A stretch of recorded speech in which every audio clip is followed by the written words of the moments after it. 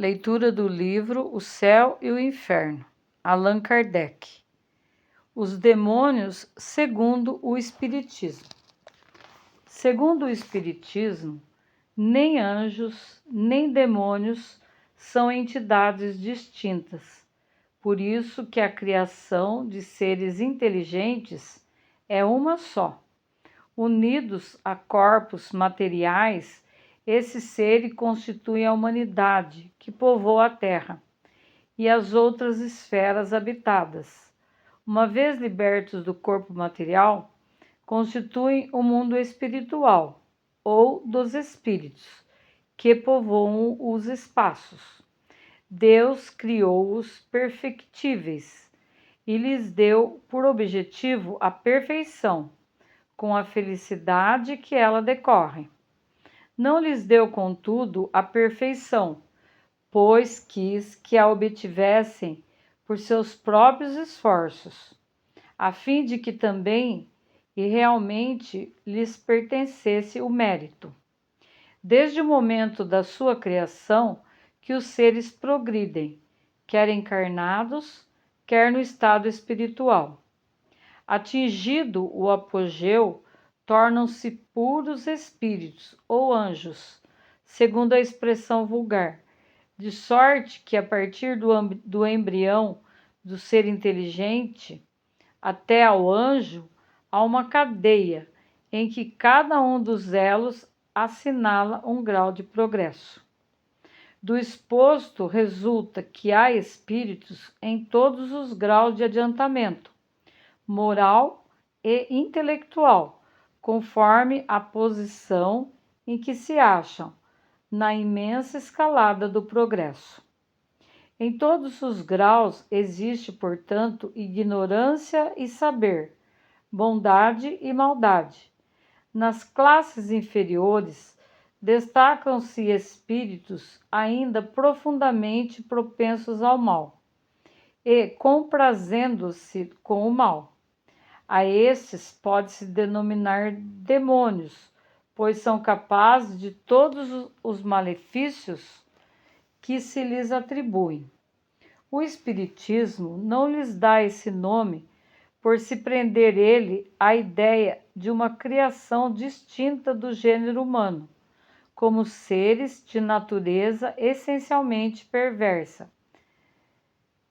votados ao mal eternamente e incapazes de qualquer progresso para o bem. 21. Segundo a doutrina da Igreja, os demônios foram criados bons e tornaram-se maus por sua desobediência.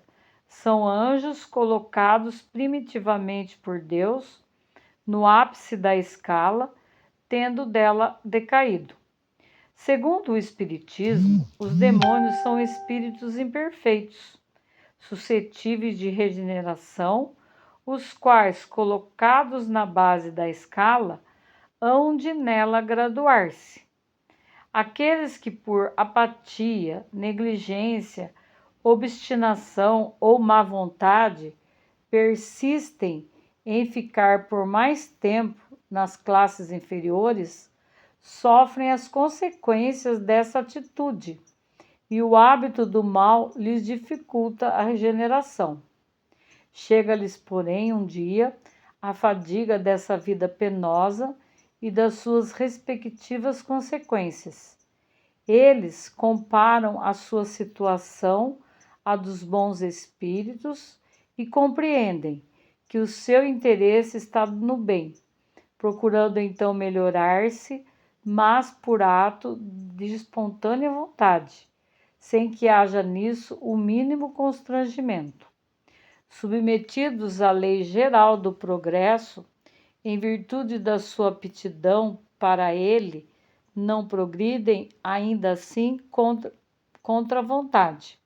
Deus fornece-lhes constantemente os meios, porém com a faculdade de aceitá-los ou recusá-los. Se o progresso fosse obrigatório, não haveria mérito, e Deus quer que todos tenhamos o mérito das nossas obras. Ninguém é colocado em primeiro lugar por privilégio. mas o primeiro lugar a todos é franqueado a custas dos esforços próprios.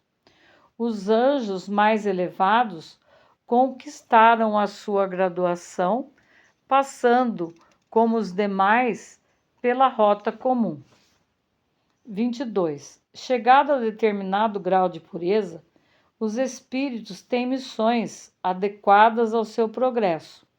Preenchem, assim, todas as funções atribuídas aos anjos de diferentes categorias. E como Deus criou de toda a eternidade, segue-se que de toda a eternidade houve número suficiente para satisfazer as necessidades do governo universal. Deste modo, uma só espécie de seres inteligentes, submetida à lei de progresso, satisfaz a todos os fins da criação. Por fim, a unidade da criação, aliada à ideia de uma origem comum, tendo o mesmo ponto de partida e trajetória, elevando-se pelo próprio mérito, corresponde melhor à justiça de Deus do que a criação de espécies diferentes, mais ou menos favorecidas de dotes naturais, que seriam outros tantos privilégios. 23.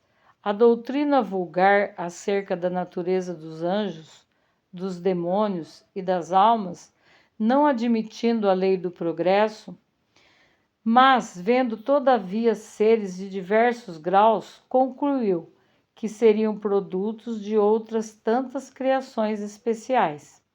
E assim foi que chegou a fazer de Deus um pai parcial, tudo concedendo a alguns de seus filhos e a outros impondo o mais rude trabalho.